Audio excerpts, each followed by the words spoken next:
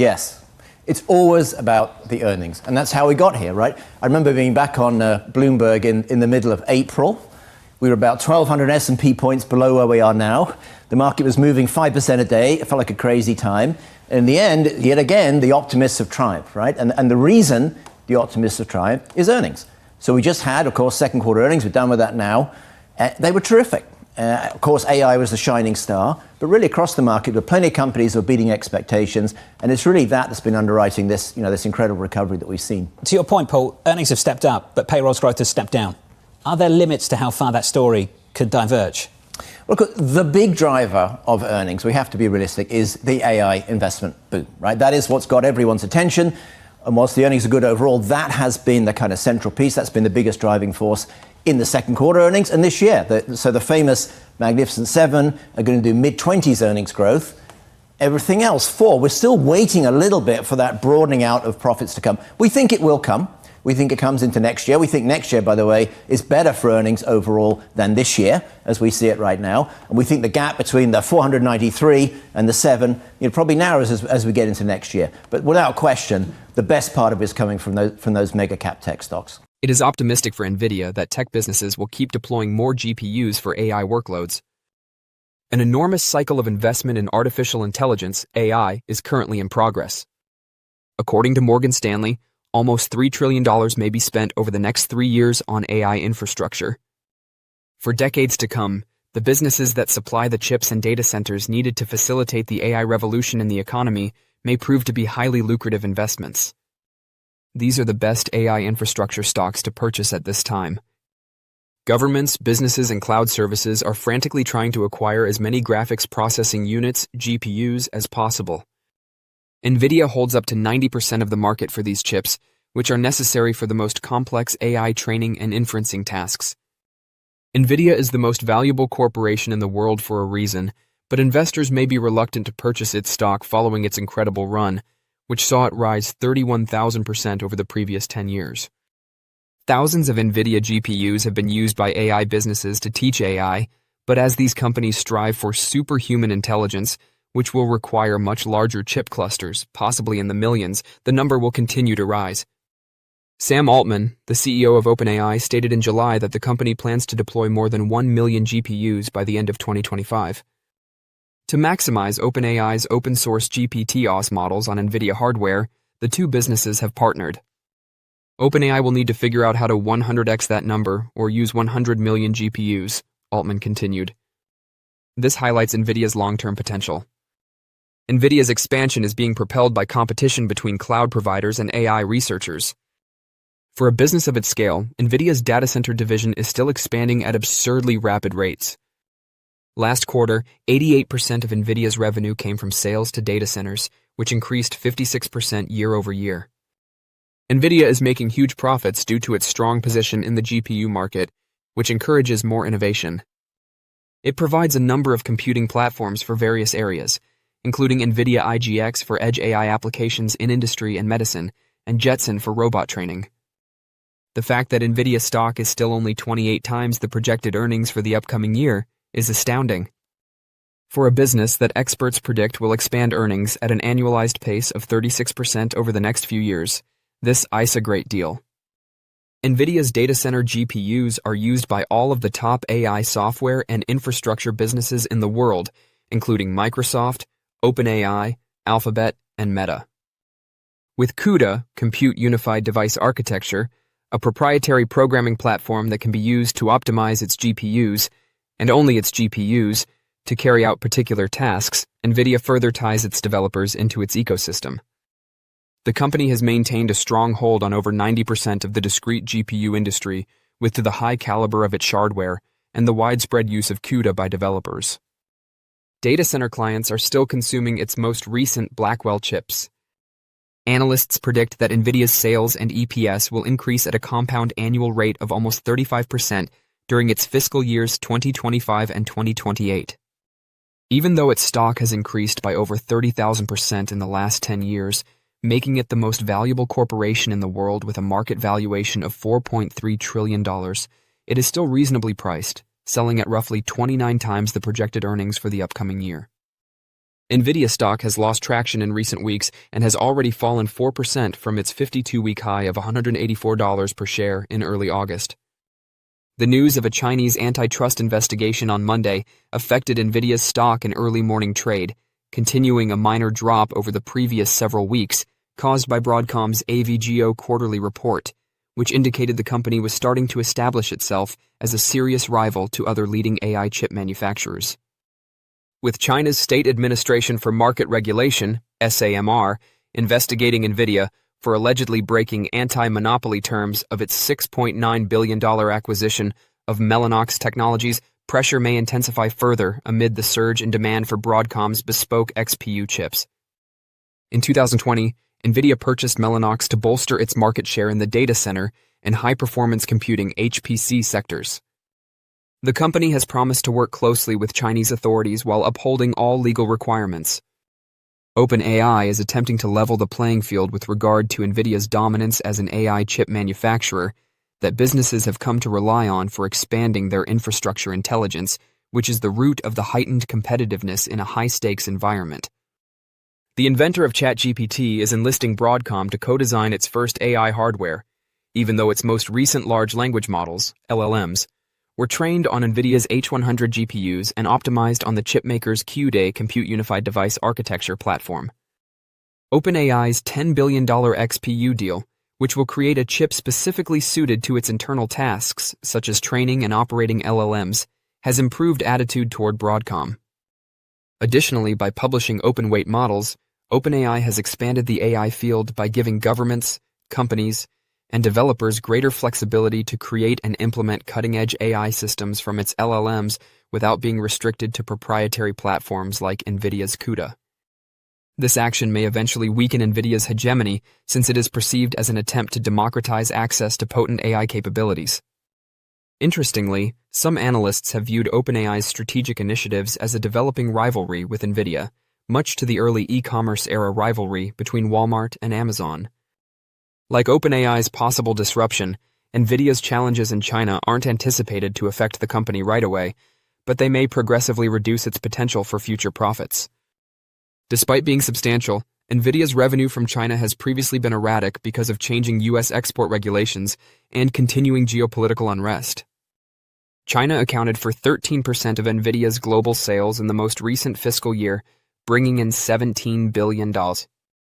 Notably, this represents a decrease from $21 billion in the previous fiscal year. Additionally, Nvidia is said to have lost $2.5 billion in Q2 sales as a result of export restrictions on its H20 chips. It is unclear that Nvidia will be able to distribute new hardware in China due to an anti-monopoly investigation, and the company currently projects no revenue from the nation in the current quarter, meaning a loss of up to $25 billion in potential sales. The fundamental problem here is that, in an effort to gain leverage in trade talks with the United States, China is seeking to lessen its overall reliance on American technology while simultaneously limiting Nvidia's supremacy. However, Nvidia has persisted in looking into ways to get back into the Chinese market and comply with export regulations. According to CEO Jensen Huang, there is a genuine chance that the company will eventually be able to sell its more sophisticated chips, including its cutting-edge Blackwell series chips, in China. Expectations of high double-digit top and bottom line growth in its current fiscal 2026 and FY27 have been heightened by profit estimate revisions for Nvidia over the past 60 days, despite the prospect of greater competition and regulatory headwinds. The fact that FY27 EPS forecasts are currently up 38% from a year ago, as indicated below, allays concerns about a potential impact on Nvidia's outlook.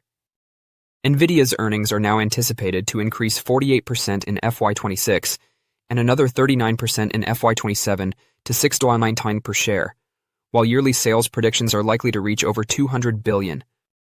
The fact that Nvidia's stock is trading at a more affordable 40x projected earnings multiple than Broadcom's 53x is countering the growing optimism for Broadcom. The fact that 43 analysts have provided short-term price goals for Nvidia, with an average price objective of $211.40 per share, a 19% increase from present levels, may be the strongest argument for investors to purchase the drop.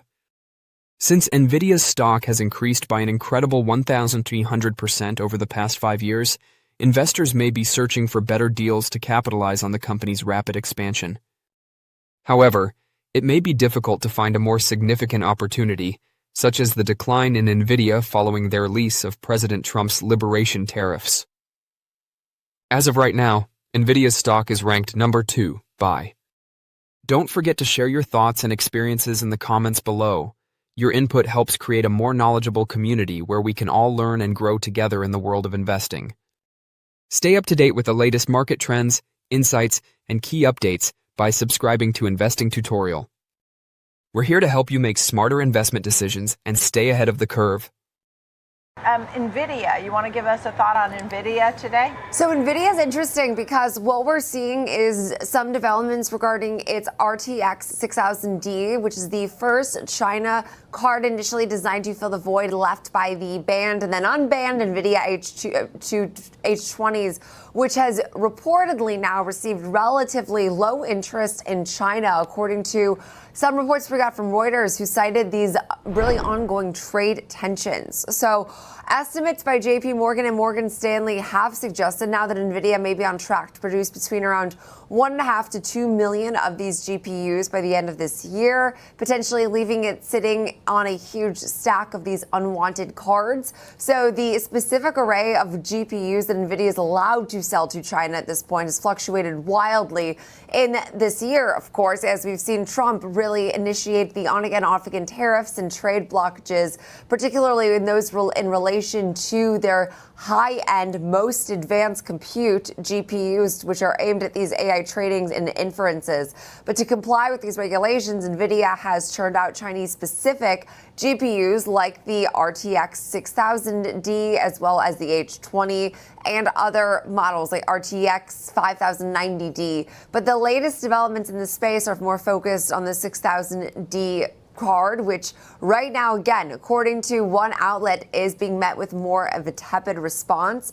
That was, again, initially designed to really fill this void, but it's been interesting to see as this is the latest development from Nvidia in this space, yes, but it was reportedly designed, again, to fill a ban on another chip. So we'll have to see what right now Nvidia has been talking up its B30A as a major replacement for its Blackwell architecture. But right now, the GPU design, I think that's finding the favorability will be interesting because we are seeing competition flood the space. I mean, we've talked about Baidu, Alibaba right now cutting out Nvidia in China to produce their own chips. It will be very curious to see how Nvidia fares in that given region, especially because their guidance didn't necessarily include Chinese sales, sure, but also there was the expectation of they could reach a resolution, and that was a huge reason analysts were optimistic. So they have to figure out a proper way to distribute within that country, but competition is definitely not letting up anytime soon.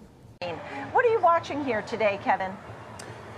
Well, Nicole, we are seeing a little bit less than 50% of the stocks in the S&P 500 in the green so far here, and it has been mixed when it comes to the performance. But when you're looking at the levels going into today, looking at the upside, 66.40 to the upside, that's where we saw the majority of the call options being traded earlier this morning. And then to the downside, your first area of support, 6,600, and then below that, 65.70 here. So not that much action, to say the least here. We're maybe trying to consolidate before the Fed meeting, and we are seeing volatility continuing to inch a little bit higher. We do have expiration Friday. We have the quarterly expiration as well, so it's not surprising we are seeing volatility move a little bit higher here. But overall, if we're able to continue to see the Mag 7 continue to outperform and do phenomenally well, then that could actually offset maybe some of the weakness in some other sectors that might face some headwinds with some of this volatility that we might see going into the Fed meeting. And so at this point now, we see these records today hitting all-time highs. And a lot of that was because, or is because, some of these Mag 7 names have done so well. What are you looking at here when it comes to the Mag 7 today? Yeah, well, if you're looking at a one-year daily chart of the MAGS ETF, this is from Roundhill, we actually did see a breakout to the upside from this consolidation channel, or basically this ascending bullish channel that we've been in pretty much since the end of July here. A breakout yesterday, obviously that's on the back of Tesla's outperformance. We are seeing Tesla having a little bit of a follow-through day here today, but this breakout could actually be really meaningful, especially if we are able to see companies like Nvidia, which has been in consolidation for the last couple of weeks, really start to consolidate and then break out even higher higher here. So the Mag 7 obviously is going to be a huge component of the S&P 500. Technically speaking, this is actually a really good development if you're a bull in this name and you'd like to see some follow through over the next couple of trading sessions. And given the environment of high volatility or heightened volatility, if we get a volatility crush post the Fed meeting here, that would be conducive for equities continuing this this bull run in September. Yeah, all right. I mean, look, we just had Diane talking about Alphabet, Google. We've had news on Tesla this week. A lot of name in tech. A final quick thought, Kevin? Yeah, I would agree. Also, Oracle kind of turning around as well. We obviously had a phenomenal week last week after the earnings announcement, but today catching a little bit of a tailwind here because of the TikTok news could also help out the broader equities and indices here. Keep your eye out on the dollar. Keep your eye out on yields. Yields could actually re-rate a little bit higher here post the Fed meeting. I think that's probably your biggest risk that you have for equities over the next 24 to 48 hours.